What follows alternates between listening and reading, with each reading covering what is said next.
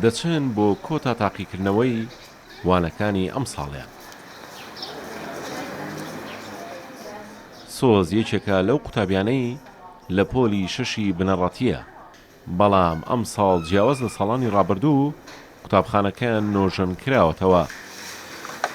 سۆزیش دڵخۆشە کە قوتابخانەکەی نوێ بۆتەوە و تاقیکردنەوەی لێ دەکات.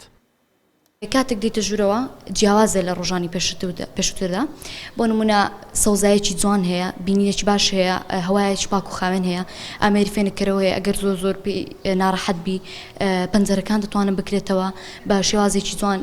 کەرەستەکانی تاقیکردنەوە هەیە. نۆژەنکردنەوەی قوتابخانە کاریگەری لەسەر قوتابیان دروست دەکات، بگومان ئەو شەو نخونەی کە ئەنجامیان داوە هەرگیز بە فێڕۆ ناچێت، لەبەرەوەی هەمیشە تەرکیز دەکەنە سەر خوێندنەکەیان.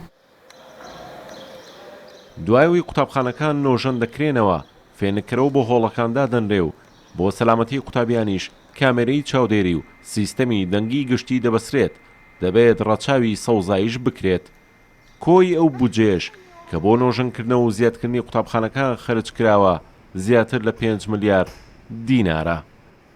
نۆژەنکردنەوەماندانا بوو لە پرۆسەی یەکەم 154 قوتابخانە لە سنووری بەڕێوەبەراتی گشتی پەروەردەی هەولێر نۆژەن کراوەتەوە و 99 ژوور بۆ قوتابیان دروست کراوە کە ئەمەش بووە هۆی ئەوەی کە ژمارەی قوتابیەکان لە پۆڵەکان کەم بکرێتەوە کە سوودێکی باشی گەیان بە قوتابیان کە 203 قوتابخانەی کە کارەکانی تەکنیکیمان تەواو کردەوە بۆ ئەوەی کاری نۆژەنکردنەوەی بۆ ئەنجام بدەین، بەس لەسەرەوە ڕاوەستاینە کە موافقی مالیمان بدرێتێ بۆ نۆژەنکردنەوەکە.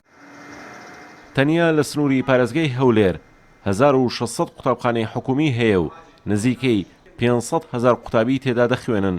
هەوڵیش دەدرێت لە داهاتوودا قوتابخانەی زیاتر دروست بکرێت بۆ کەمکردنەوەی ژمارەی قوتابیان لە هۆڵەکانی خوێندن.